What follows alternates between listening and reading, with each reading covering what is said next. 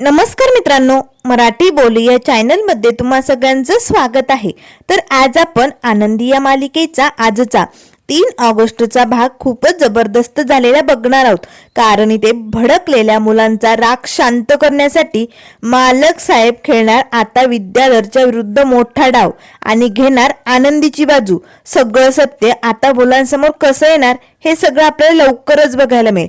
तर इथे आजच्या भागामध्ये सुरुवातीलाच आता पृथ्वी मालक साहेबांना म्हणत असतो, खरं तर या माणसाचं आमच्या आईवरती कधीच प्रेम नव्हतं, म्हणून हा माणूस असा वागलाय।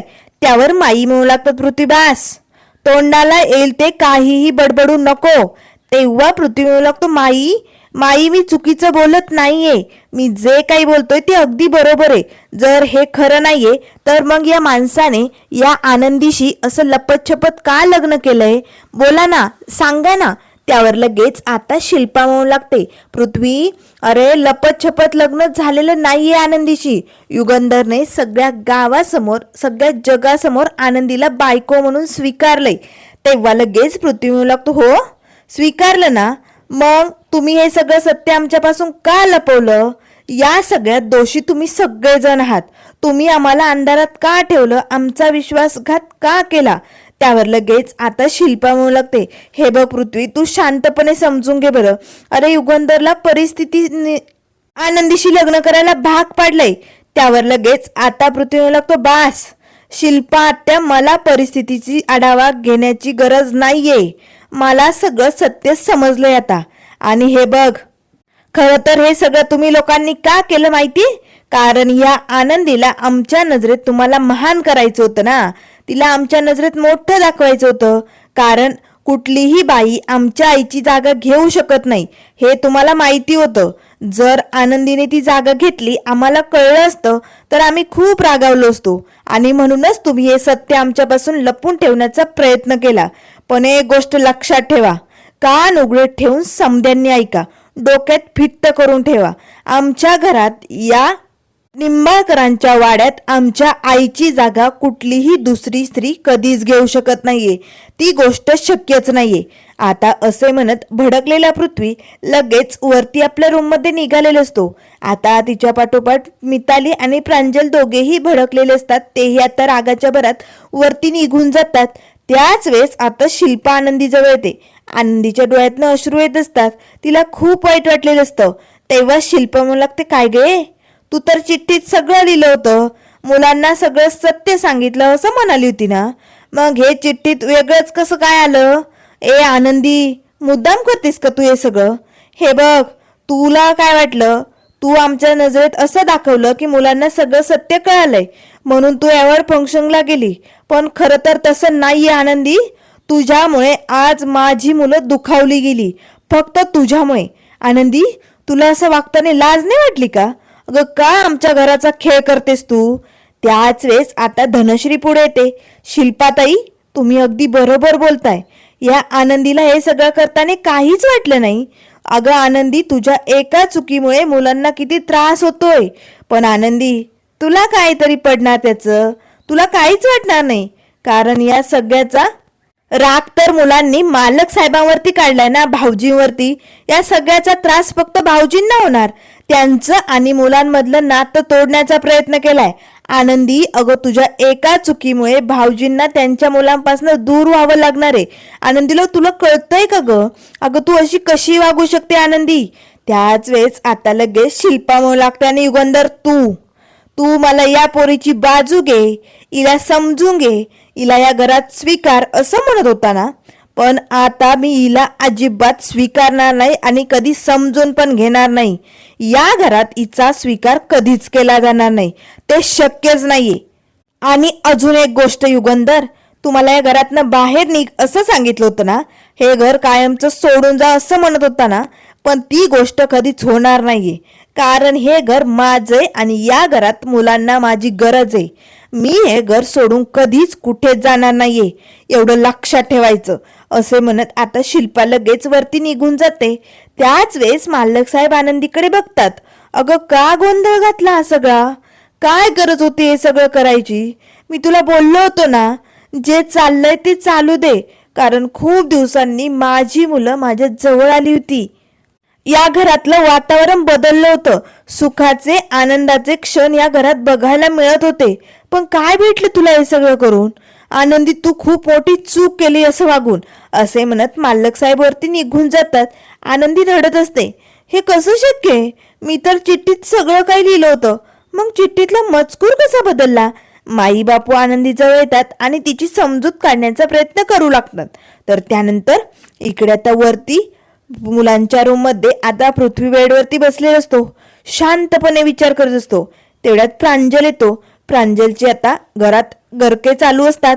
का वागले घरातले समधेजण असे? या घरात नेमकं चाललंय काय दादा? मला ना कळतच नाहीये. सगळ्यांनी आपला विश्वासघात केला आणि हा माणूस असा वागूच कसा शकतो? आपल्या आईला सोडून त्याने त्या आनंदीचा हात पकडलाय, त्या आनंदीशी लग्न केलंय. नाही नाही नाही, या माणसाला असं वागताना काहीच कसं वाटलं नाही. तो आपल्या आईला विसरलाय का? हा माणूस स्वतःला कोण समजतो? त्याच्या मनाला येईल तो कसं वागू शकतो? दादा रे बोल ना. या घरात ना अशी घुटमळ होते आता माझी. मला ना इथे राहावंसच वाटत नाहीये. कारण कोणीच आपल्यावरती प्रेम करत नाही असंच वाटतंय.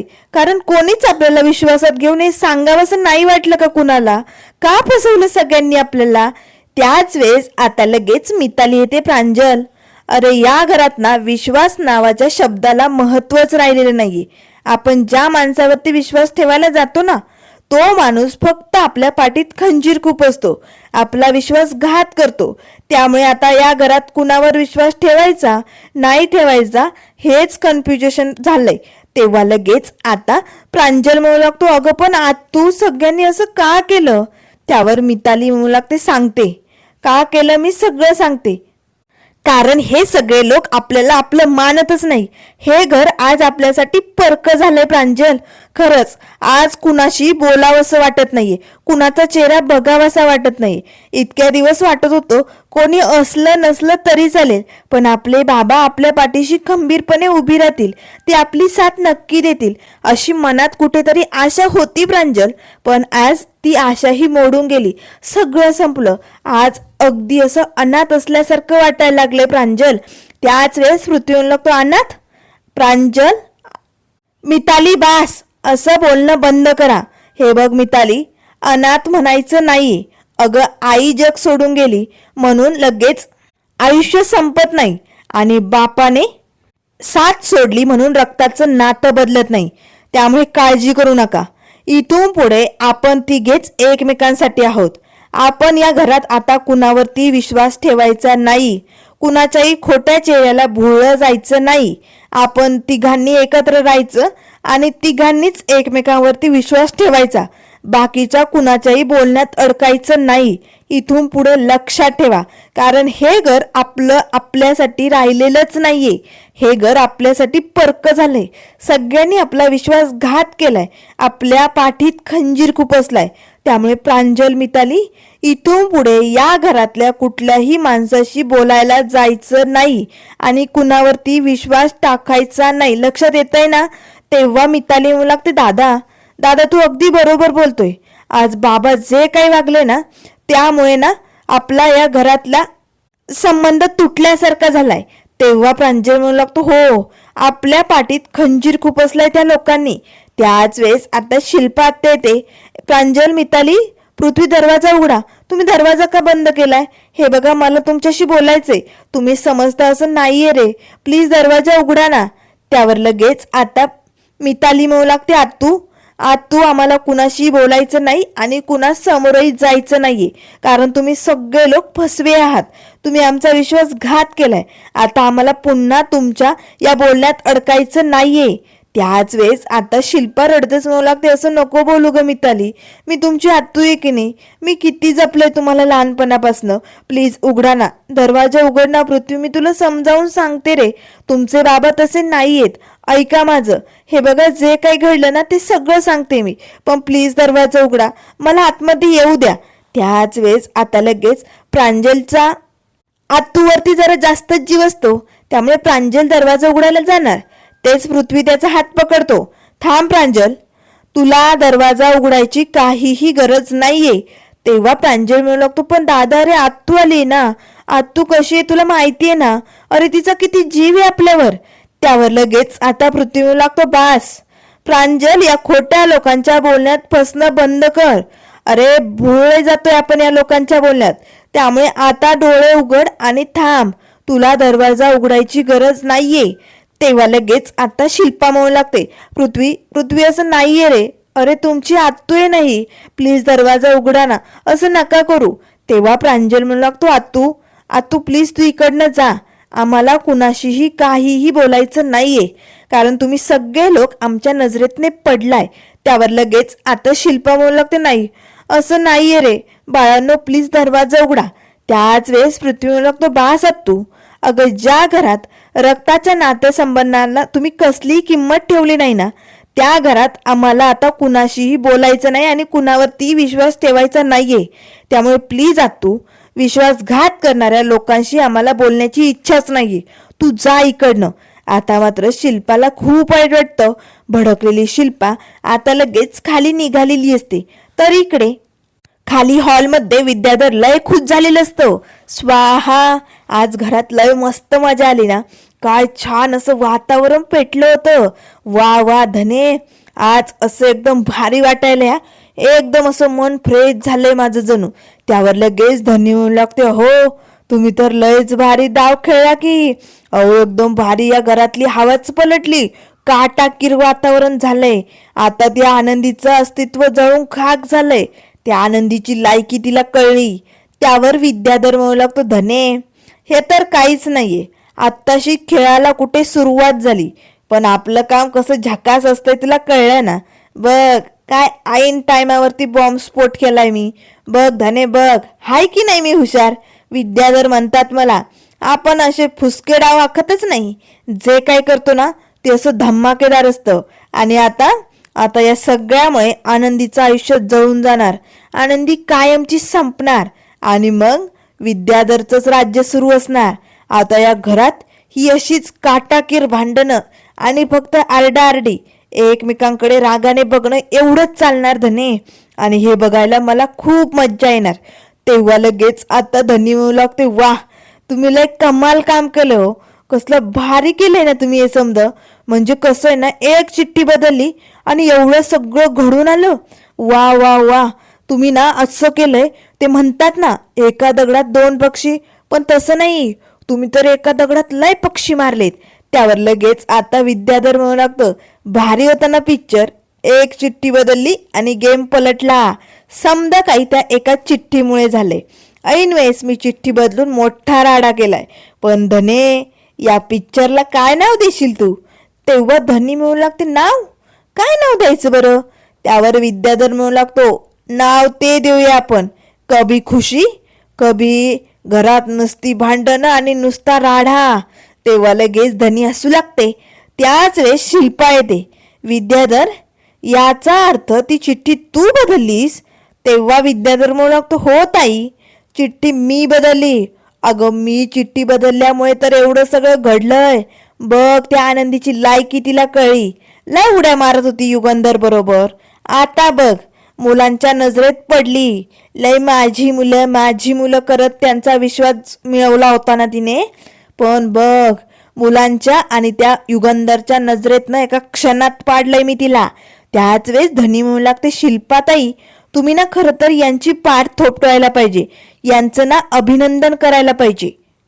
त्यावर लगेच आता शिल्पा जोरात ओरडतच म्हणू लागते, बास विद्याधर, अरे तुझ्या एका चुकीमुळे या घरात काय घडतंय तुला हे कळतंय का? तू का वागलास असा? अरे तुझ्या एका चुकीमुळे युगंधरला त्याच्या पोरांपासनं तोडलंय तू, तुला कळतंय का? अरे आत्ता कुठे ती पोरं बापाच्या जवळ आली होती, बापाचं प्रेम त्यांना सगळं काही भेटायला लागलं होतं, सुखात राहत होती. पण विद्याधर हे सगळं तू करून ना मोठी चूक केली, मुलांना दुखावलंय तू, माझ्या युगंधरला त्या पोरांपासनं तोडलंय तू, राक्षस माणूस आहे तू, राक्षस. त्यावर विद्याधर म्हणू लागतो, ताई ताई अगं काय बोलायली तू? अगं ताई तू माझं अभिनंदन कर, कौतुक कर ताई. अगं तू अशी माझी पाठ थोपटायला पाहिजे, कारण तुला जे हवं होतं तेच केलंय मी. तुला या आनंदीला या घरातनं बाहेर काढायचं होतं की नाही? तिला तिची लायकी दाखवायची होती का नाही? अगं बघ आनंदीला सगळं काही संपलंय. अगं त्या आनंदीला डायरेक्ट असं ढगातनं मी खाली आपटवलंय, ते पण युगंधरच्या नजरेतनं आणि पोरांच्या नजरेतनं बी. कळतंय ना तुला ताई मी काय केलंय ते? आणि हे सगळं करायला डोकं पाहिजे हा ताई. हे सगळं मी कधी आणि कसं केलं माहिती? चिठ्ठी तर मी आधीच बदलली होती. त्या एका चिठ्ठीमुळे हा सगळा गोळ झाला. कारण घरात समद्यांना वाटत होतं की मुलांना लग्नाचं सत्य माहितीये, त्यामुळे समदेजण लय खुश होते. पण मी एकटाच होतो. मला माहिती होतं की पोरांना लग्नाबद्दल काय बी माहिती नाही, कारण तो मजकूर मीच बदलला होता ताई. आणि त्यानंतर पोरं जेव्हा मालक साहेबांना म्हणजे त्यांच्या बापाला सरप्राईज देण्यासाठी घरी आली ना, ती फॅमिली ट्री सजवत होती, तेव्हाच तर खरा मोठा डाव खेळला मी. त्याच वेळेसचे काही क्षण आता इथे दाखवले जातात. मुलं आता ती फॅमिली ट्री सजवत असतात, खूप आनंदात असतात, कारण मालक साहेब आल्यानंतर त्यांना सरप्राईज द्यायचं असतं ना. तेवढ्यात लगेच हा विद्याधर तिकडे टपकतो. वा वा वा, काय बापासाठी सरप्राईज आणलंय ना फॅमिली ट्रीचं. मला लय पटला. नाही म्हणजे कसं आहे ना, तुमच्या सगळ्यांची ही फॅमिली ट्री पूर्ण झाली. काय भारी दिसतोय ना हा प्लॅनिंग तुमचा. त्याच वेळेस पृथ्वी म्हणू लागतो, हो काका, आता सजून झालं की लगेच आम्ही बाबांना मोठं सरप्राईज देणारे आल्यानंतर. त्याच वेळेस विद्याधर म्हणू लागतो, अरे पण तुम्ही तुमच्या बापाचा एवढा मोठा इव्हेंट सोहळा बघितला का? अरे केवढा मोठा पुरस्कार भेटलाय तुमच्या बापाला. अरे बघा बघा, तुम्ही बघितलाय का? त्यावर पृथ्वी म्हणू लागतो, काका नाही ना रे, अरे ते सर्व्हर इश्यू होतं ना, त्यामुळे आम्हाला बघताच आला नाही. तेव्हा लगेच आता धनश्री म्हणू लागते, हो तुम्ही गेला होता ना सोहळ्यात, मग तुमच्याकडे काही व्हिडिओज फोटोज असतील ना, मग ते दाखवा की मुलांना. त्यावर लगेच आता विद्याधर म्हणू लागतो, धने अगं माझ्याकडे अख्खा व्हिडिओ काय, अख्खा इव्हेंट सोहळा लाईव्ह चालू आहे, थांबा तुम्हाला दाखवतोच मी. आता विद्याधर पटकन आपल्या खिशातनं मोबाईल काढतो आणि इव्हेंट सोहळ्याचा तो व्हिडिओ सुरू करतो. तर आता समधी मुलं लय खुश असतात. आनंदाच्या भरात आता मालक साहेबांचा तो इव्हेंट सोहळा बघायला सुरुवात करतात.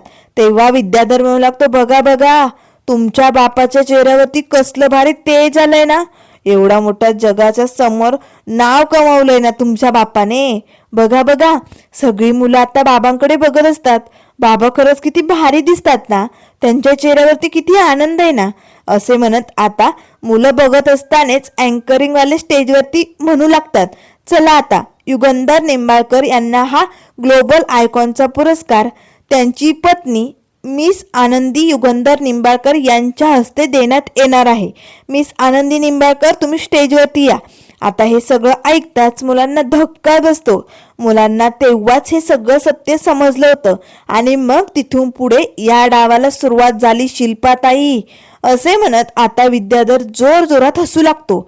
शिल्पा भडकते आणि विद्याधरची कॉलर पकडते. विद्याधर, तू हे सगळं करून युगंधर आणि त्याच्या पोरांना तोडण्याचा प्रयत्न केलाय, सोडणार नाही तुला कधी. तुला या चुकीसाठी मी कधीच माफ करणार नाहीये विद्याधर. असे म्हणत आता शिल्पा आत्या मात्र भडकलेली असते. त्याच वेळेस इकडे आनंदी येता मालक साहेबांच्या रूमच्या बाहेर येते. मालक साहेब समिधाच्या फोटोकडे बघत शांतपणे विचार करत उभे असतात, कारण आज जे काही घडलं त्याचं त्यांना खूप वाईट वाटतं. तेवढ्यात लगेच आनंदी दरवाजा वाजवते. मालक साहेब, मला 2 मिनिटं तुमच्याशी बोलायचं होतं, मी येऊ का आतमध्ये? तेव्हा मालक साहेब म्हणू लागतात, मला आत्ता कुणाबरोबर काहीही बोलायचं नाहीये, त्यामुळे तू इकडनं जाऊ शकते. तेव्हा आनंदी म्हणू लागते, मालक साहेब फक्त 2 मिनिटं द्या मला. 2 मिनिटात मी समद काही बोलते, प्लीज मालक साहेब, मला तुम्हाला काहीतरी सांगायचंय. खरं तर ना मी त्या चिठ्ठीत सगळं काही लिहिलं होतं मालक साहेब, पण त्या चिठ्ठीतला मजकूर कसा बदलला ना ते खरंच मला माहिती नाही मालक साहेब. मी तर सगळं स्पष्ट सांगितलं होतं त्यात, मग हे सगळं कसं झालंय? त्याच वेळेस मालक साहेब म्हणू लागतात, आनंदी मी तुला अजूनही सांगतोय, मला आता या विषयावरती काहीही बोलायचं नाहीये. तू जा इकडनं, मला एकट्याला राहू दे आनंदी. आता आनंदी तिकडनं निघून जाते.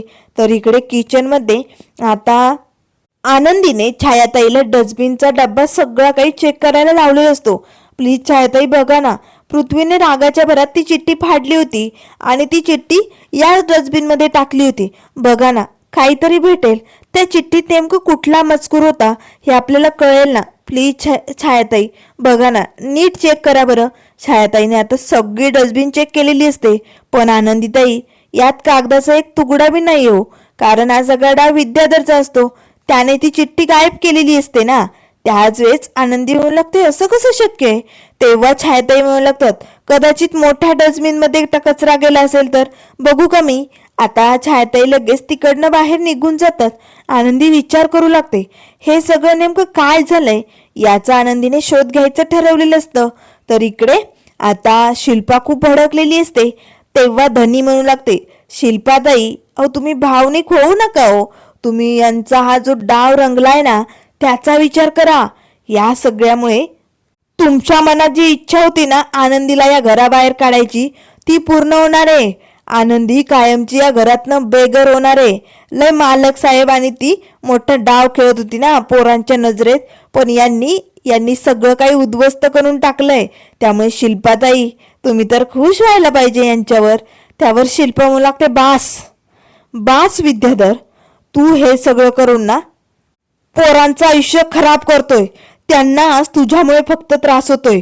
आणि विद्याधर मी तुला या चुकीसाठी कधीही माफ करणार नाही, कधीच तुला मी माफ करणार नाही. तेव्हा लगेच आता भडकलेली शिल्पा निघालेली असतानाच विद्याधर म्हणू लागतो नको करू ताई, तू मला माफ करूच नको, पण माझे आभार मान. तुला ज्या युगंधरचा एवढा पुळका सुटलाय का तर त्याची पोरं त्याच्यापासून तुटली, त्याला त्रास होतोय याचं वाईट वाटायलंय ना शिल्पाताई तुला. पण एक गोष्ट लक्षात ठेव, आज तू या घरात आहे ना ते फक्त या विद्याधरमुळे. त्यामुळे तुला या विद्याधरचे आभार मानावेच लागतील शिल्पाताई, कारण तुझ्या त्या लाडक्या युगंधरने तुला तर केव्हाच या घरातनं हक्कलपट्टी करायला सांगितली होती, आश्रमात जाऊन राहायला सांगितलं होतं.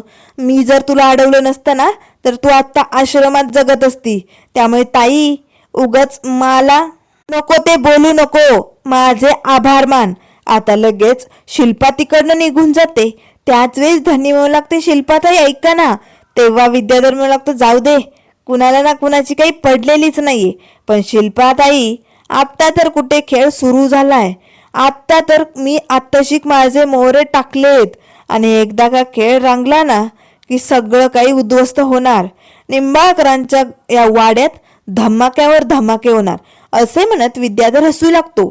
तर त्यानंतर मित्रांनो पुढील भागामध्ये आपल्याला बघायला मिळेल आता मुलं खूप भडकलेली असतात. ते आता डिवोर्स पेपर घेऊन मालक साहेबांसमोर येतात. तुम्ही म्हणता ना तुम्हाला परिस्थितीमुळे आनंदीशी लग्न करावं लागलं, तर मग ही परिस्थितीच काढून फेका ना. तुम्हाला या आनंदीशी लग्न करून तिला या घरात ठेवण्याची काहीही गरज नाहीये. तुम्ही आता या आनंदीला डिवोर्स द्या. आता मात्र हे ऐकताच आनंदी आता लगेच भिंतीला पाठीमागे अशी आदळते. तिच्या हातातल्या बांगड्या फुटतात. मालक साहेब तिच्याकडे बघतात. तेव्हा पृथ्वी म्हणू लागतो इकडे बघा आणि आता तुम्ही एक स्पष्ट निर्णय सांगा. एक तर तुम्ही दोघांपैकी कुणा एकाचीच निवड करू शकता. एक तर तुम्ही तुमची मुलं निवडा किंवा तुमची ही बायको आनंदी. या दोघांपैकी तुम्हाला कोण हवंय याची निवड करा आणि या आनंदीला डिवोर्स देऊन टाका, तरच तुमची मुलं तुमच्या जवळ राहतील. आनंदीला खूप वाईट वाटतं, पण मालक साहेब आता आनंदीची बाजू कशी घेणार आणि आता मालक साहेब या विद्याधरचं सत्य या भडकलेल्या मुलांसमोर कसं आणणार, पुढे काय काय डाव खेळणार हे सगळं आपल्याला बघायला मिळेल. त्यामुळे मित्रांनो अशाच मालिकेंच्या अपडेट पाहण्यासाठी चॅनलला लाईक करा, सबस्क्राईब करा. व्हिडिओ पाहिल्याबद्दल धन्यवाद.